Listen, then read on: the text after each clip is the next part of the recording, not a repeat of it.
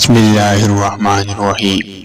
حضرت خالد بن ولید رضی اللہ تعالیٰ عنہ وہ عظیم سپہ سالار تھے جن کی بھی مثال کامیابیوں کی وجہ سے رسول صلی اللہ علیہ وسلم نے سیف اللہ یعنی اللہ کی تلوار کے لقب سے نوازا تھا۔ آپ رضی اللہ تعالیٰ عنہ کے ہاتھوں بے شمار فتوحات ہوئے، اسلام کا پرچم دور دراز کے ملکوں تک پہنچا۔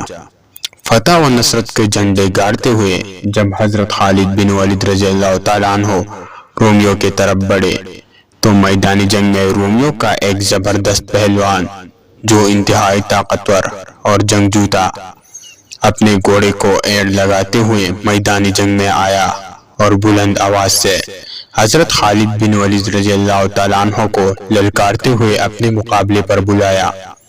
حضرت خالد بن ولید اس رومی کو للکار پر انتہائی تیزی اور پھرتی کے ساتھ لشکر اسلام سے نکل کر اس کی طرف بڑھے۔ اس رومی پہلوان کا نام جرجا تھا۔ جرجا پہلوان نے جب حضرت خالد رضی اللہ تعالیٰ عنہ کو دیکھا تو کہنے لگا، میں آپ کے ساتھ چند باتیں کرنا چاہتا ہوں، اس لیے آپ تھوڑی دیر کے لیے میری بات سن لیں۔ اس دوران ہم ایک دوسرے پر حملہ نہ کرنے کے پابند ہیں۔ حضرت خالد بن ولید رضی اللہ تعالیٰ عنہ اس کے بعد سن کر رک گئے۔ چنانچہ جرجا پہلوان آگے بڑھا اور اس نے خالد بن ولید رضی اللہ تعالیٰ عنہ سے کہا کہ مجھے عرصے سے ایک بات بے چین کہی گئے ہوئے ہے۔ میں امید کرتا ہوں کہ میں جو بھی آپ سے پوچھوں گا آپ مجھے اس کے بارے میں بالکل سچ جواب دیں گے، کیونکہ جھوٹ بولنا بہادروں کا شیوا نہیں ہے، اور میں یہ بھی امید رکھتا ہوں کہ آپ مجھے دھوکہ نہیں دیں گے۔ حضرت خالد بن ولید رضی اللہ تعالیٰ عنہ نے اس سے فرمایا، کہو کیا پوچھنا چاہتے ہو؟ جرجا پہلوان کہنے لگا، آپ رضی اللہ تعالیٰ عنہ مجھے یہ بتائیے کہ کیا خدا نے آپ کے پیغمبر صلی اللہ علیہ وسلم پر آسمان سے کوئی تلوار اتاری ہے، اور وہ تلوار انہوں نے آپ کو عطا فرمائی ہے کہ آپ جس قوم پر بھی اس کو نکالتے ہیں اس قوم کو شکست دیے بغیر وہ تلوار میان میں نہیں جاتی؟ حضرت خالد بن ولید رضی اللہ تعالیٰ عنہ نے اسے جواب دیا کہ ایسی کوئی بات نہیں۔ جرجا پہلوان کہنے لگا، تو پھر آپ کو سیف اللہ کیوں کہا جاتا ہے؟ حضرت خالد رضی اللہ تعالیٰ عنہ نے فرمایا، اے جرجا سنو، اللہ تعالیٰ نے ہم میں اپنے رسول حضرت محمد صلی اللہ علیہ وسلم کو مبعوث فرمایا۔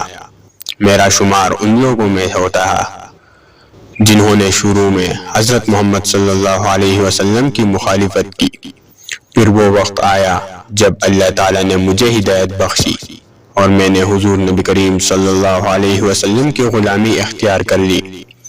اس وقت نبی رحمت صلی اللہ علیہ وسلم نے مجھ سے فرمایا، تم اللہ کے تلواروں میں سے ایک تلوار ہو جس کو اللہ تعالیٰ نے مشرکین پر سونتا ہے۔ حضور صلی اللہ علیہ وسلم نے میری مدد اور کامیابی کے لیے دعا فرمائی، اس لیے میرا نام سیف اللہ ہے، اور میں تمام مسلمانوں سے مشرکین پر بہت باری اور سخت ہوں۔ یہ سب کچھ نبی کریم صلی اللہ علیہ وسلم کی دعا کی برکت کی وجہ سے ہے۔ یہ سن کر جرجا پہلوان کہنے لگا، میں ایک آخری بات آپ سے پوچھنا چاہتا ہوں، وہ یہ کہ اگر کوئی دین اسلام میں داخل ہو جائے تو اس کی حیثیت آپ لوگوں میں کیا ہوتی ہے؟ حضرت خالد رضی اللہ تعالیٰ عنہ نے فرمایا کہ ہماری اور اس کی حیثیت میں کوئی فرق نہیں ہوتا، ہم سب آپس میں برابر ہوتے ہیں، بلکہ اس داخل ہونے والے کا درجہ ہم سے بھی بڑھ کر ہو جاتا ہے۔ جرجا پہلوان یہ سنتی ہی اپنے گھوڑے سے نیچے اترا اور کلمہ توحید پڑھ کر دین اسلام میں داخل ہو گیا۔ حضرت خالد بن ولید رضی اللہ تعالیٰ عنہ اسے لے کر لشکر اسلام میں آئے۔ جرجا نے غسل کیا۔ حضرت خالد رضی اللہ تعالیٰ عنہ نے اس کو دین کے احکامات بتائے، اور اس کے بعد جرجا پہلوان نے 2 رکعت نماز ادا کی اور پھر لشکر اسلام میں شامل ہو کر رومیوں کے خلاف بھرپور انداز میں جہاد میں حصہ لیا۔ معرکہ یرموک کے پہلے دن رومی جرنیل کے اشتعال دلانے پر عرب نصرانی قبیلہ بنو غسان کے سردار جبلہ بن ایم نے اپنے 60,000 کے لشکر کے ساتھ مجاہدین اسلام کے لشکر کے ساتھ ٹکر لینے کا ارادہ کیا۔ ادھر امین الامانت حضرت ابو عبید بن جراح رضی اللہ تعالیٰ عنہ نے جو سپہ سالار تھے، صحابہ کرام رضی اللہ تعالیٰ عنہ سے مشورہ فرمایا۔ حضرت خالد بن ولید رضی اللہ تعالیٰ عنہ نے فرمایا کہ میں چاہتا ہوں ان 60,000 کے مقابلے میں 30 آدمی لے کر جاؤ، جن میں سے ہر ایک 2,000 پر حاوی ہو۔ آج میں ان کو ایسا چکما دوں گا کہ ان کے ناک خاک آلود ہو جائے گی اور ذلت کی وجہ سے وہ کسی کو اپنا منہ دکھانے کے قابل نہیں رہے گی۔ صحابہ کرام رضی اللہ تعالیٰ عنہ نے کہا، کیا آپ مذاق فرماتے ہیں؟ کہنے لگے، اللہ کے قسم مذاق نہیں کرتا۔ حضرت ابو سفیان رضی اللہ تعالیٰ عنہ نے کہا کہ آپ 60,000 کے مقابلے میں کم از کم 60 تو لے کر جائیے۔ چنانچہ آپ رضی اللہ تعالیٰ عنہ 60 جلیل القدر صحابہ کرام کو اپنے ساتھ لے جانے پر راضی ہو گئے اور نصرانی عربیوں کے سامنے جا کر کھڑے ہوئے۔ جبلہ بن ایم نے جب ان 60 لوگوں کو دیکھا تو کہنے لگا، ہم لڑنے کے لیے تیار کر چکے ہیں اور تم ابھی تک صلح کو خواب دیکھ رہے ہو، ہم قیامت تک صلح نہیں کریں گے۔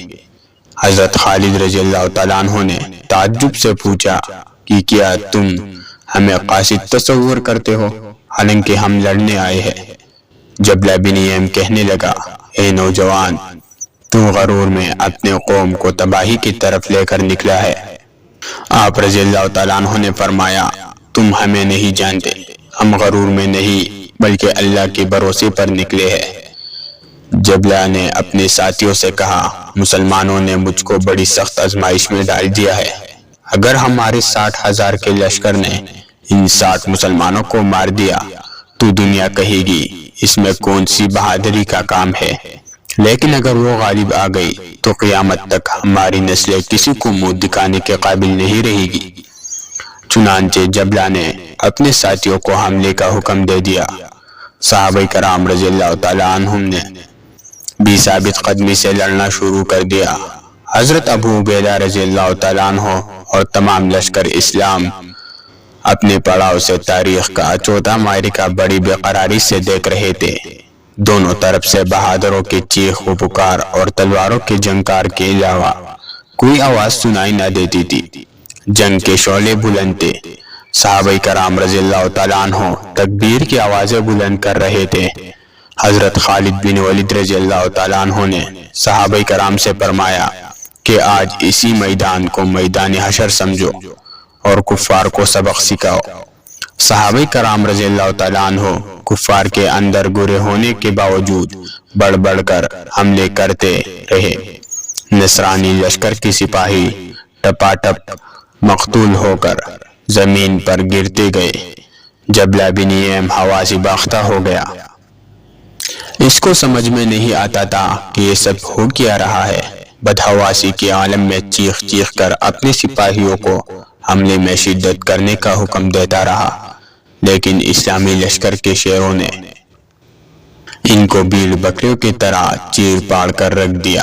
شام تک صحابہ کرام رضی اللہ تعالیٰ عنہ ایسے لڑتے رہے جیسے بالکل تازہ دم ہو اور ابھی ابھی لڑائی شروع کی ہو۔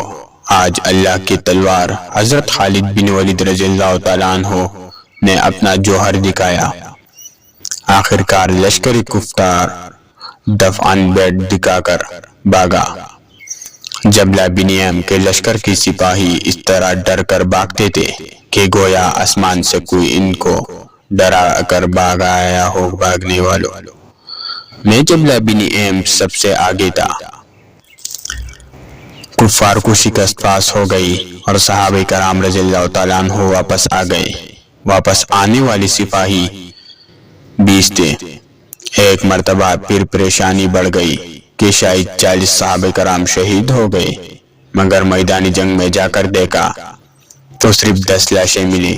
صحابہ کرام رضی اللہ تعالیٰ عنہ نے کہا کہ ضرور 30 لوگ کو کفار گرفتار کر لے گئے ہیں۔ صحابہ کرام رضی اللہ تعالیٰ عنہ نے کفار کا پیچھا کیا تو مزید 25 صحابہ کرام مل گئے، جو کفار کی شکست کے بعد ان کا پیچھا کرتے ہوئے آگے نکل گئے تھے۔ اس جنگ میں 10 صحابہ کرام شہید ہوئے جبکہ 5 گرفتار ہوئے، جبکہ نصرانی عربوں کے 5000 آدمی مارے گئے۔